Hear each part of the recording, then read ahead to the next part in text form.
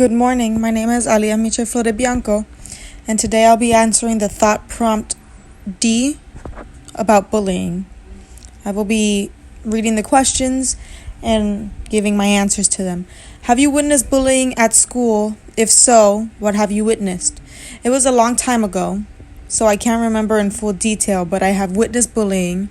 When I was younger, I used to see very, standard bullying, like calling kid names, making fun of them, and spreading rumors. I have seen a few school fights, but I wouldn't say that was regarding to bullying. So I never saw bullying get physical. When I was a kid, I used to get in trouble because I used to stand up to the bullies, and I used to get their attention away from whoever they were bullying because I don't like bullies. What might stop bystanders from intervening if they observe bullying? I assume that maybe it could be themselves being afraid of bullying, so they don't want to get into it because they're scared that that's going to transgress the anger towards them. Or maybe they just don't know what to do, or they don't want to intervene because they're scared that they're going to experience some sort of violence.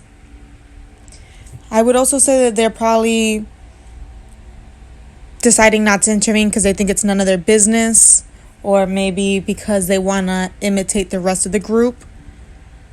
So those are a few reasons why bystanders might just observe bullying rather than stop it. Do you feel that schools need to do more about bullying? If so, what could be done? I feel that they should talk more about it. And if a student is bullying someone, maybe try to find out what could be happening to that student in their personal life, maybe at home, or maybe they're being bullied themselves. Because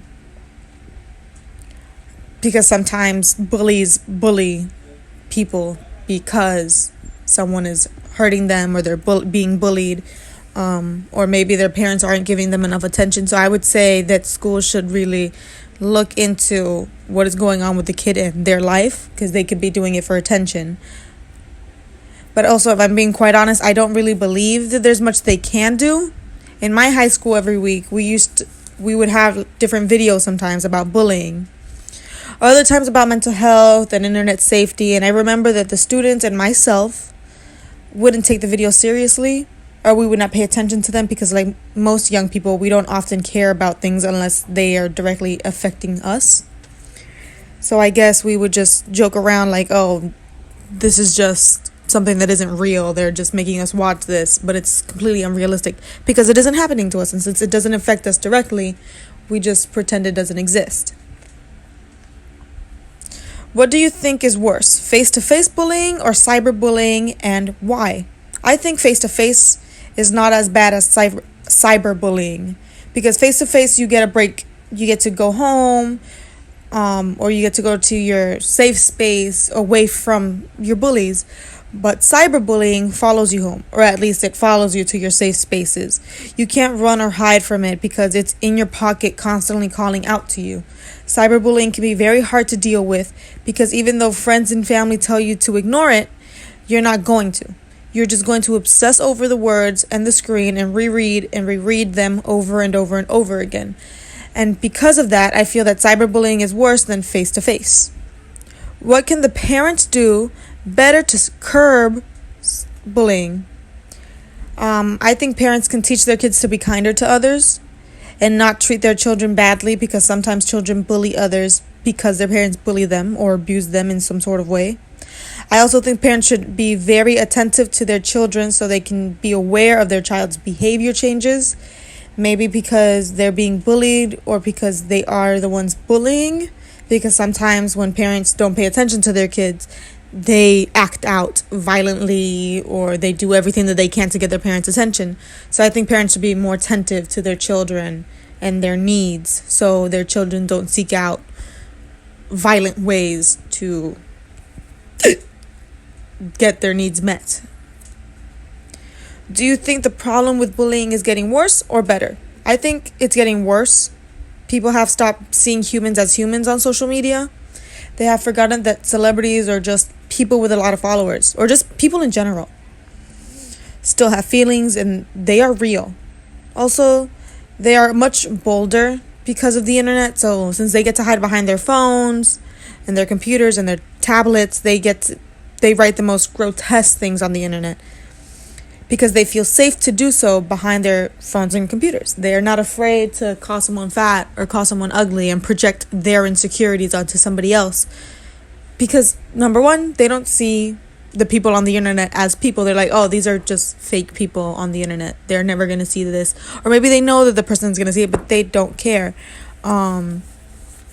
So I think it's getting worse because people are getting bolder and we're getting more desensitized and lacking more empathy towards others. If a person tells someone, like, you are ugly, that you should go kill yourself, and the person does, in fact, commit suicide, how much blame does the person who made the comment have? Should they be partially responsible for the death of the individual? Should they or their parents face legal consequences? They have all the blame, in my opinion, because they not only bullied someone who already most likely had low self-esteem, but because of their bullying and their words, the person killed themselves. No, they should be fully responsible. If they are the reason this person killed themselves, if they constantly bullied the person, and if they were one of the only people to bully the person, and tell the person to kill themselves, and the person did it, then the person did it because they're listening to this bully. They 100% should, because they knew what they were doing. So they should definitely face legal action because they know, because of school or because of their parents or because of TVs and movies, that bullying and telling someone to kill themselves, it's most likely going to drive someone to kill themselves, especially if it's a constant, everyday thing. I don't think their parents should face legal action because their parents, for the most part, aren't even aware that their children are bullying people. I have also seen 1 or 2 cases of people facing legal action and going to jail for telling someone to go kill themselves, and that person listening to their bully. So I have seen cases of people being punished for telling someone to kill themselves.